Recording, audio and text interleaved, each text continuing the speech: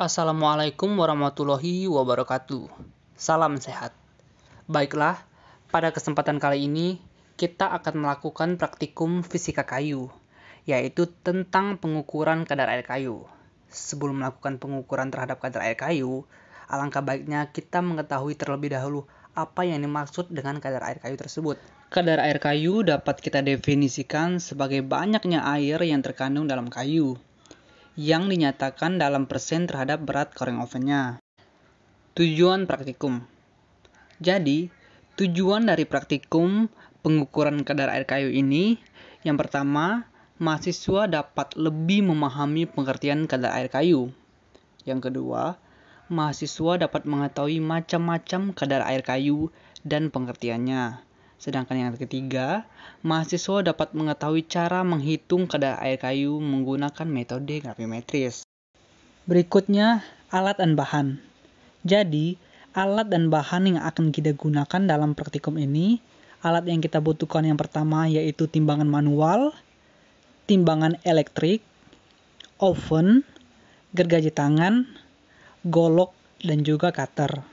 Sedangkan bahan yang kita butuhkan yaitu sampel kayu dalam kondisi kering udara sebanyak 1 buah dan sampel kayu dalam kondisi segar sebanyak 1 buah juga dengan diameter kurang lebih 1-2 cm dan panjangnya kurang lebih 2-3 cm.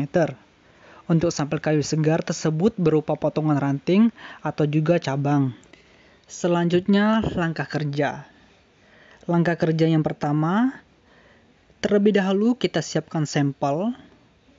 Untuk sampel kayu segar yang telah kita potong menggunakan gergaji tangan dengan ukuran diameter 1-2 cm dan panjangnya 2-3 cm. Setelah dilakukan pemotongan, maka buang terlebih dahulu kulitnya menggunakan cutter. Setelah dibuang kulitnya, maka sampel diberi kode. Kode yang diberikan dapat berupa nama kelompok, NIM, kelas, dan lain-lain. Selanjutnya yaitu penimbangan sampel. Sampel ditimbang menggunakan 2 macam timbangan, yaitu timbangan manual dan juga timbangan elektrik. Tujuan dari penimbangan ini adalah untuk mendapatkan berat awalnya. Dapat Anda lihat bahwa ini merupakan contoh dari penimbangan sampel menggunakan timbangan elektrik.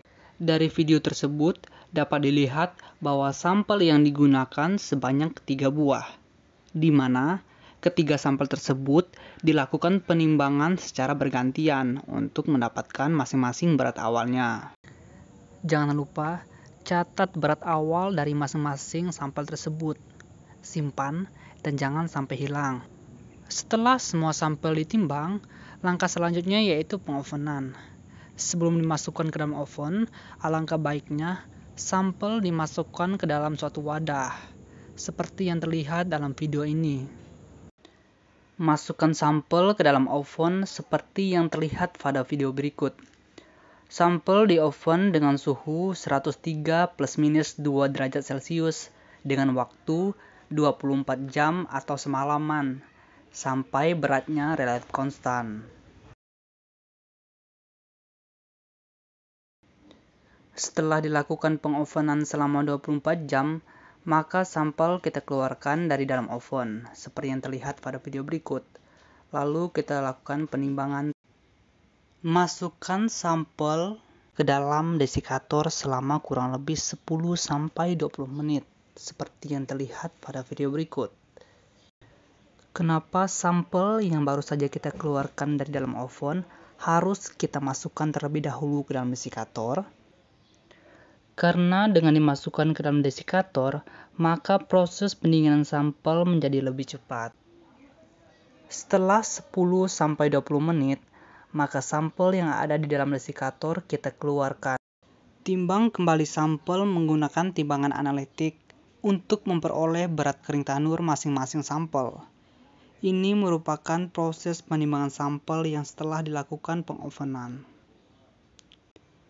Setelah masing-masing sampel kita timbang, maka langkah selanjutnya yaitu kita hitung kadar air dari masing-masing sampel dengan menggunakan rumus kadar air sama dengan berat awal dikurang berat kering tanur dibagi berat kering tanur dikali 100%, sehingga diperoleh nilai kadar air dari masing-masing sampel tersebut.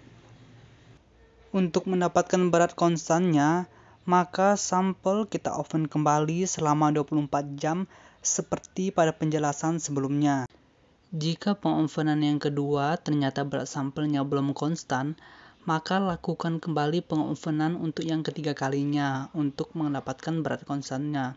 Begitu juga seterusnya, sampai berat sampel benar-benar konstan. Berat konstan di sini dapat kita artikan tidak adanya lagi terjadi penurunan timbangan terhadap sampel tersebut.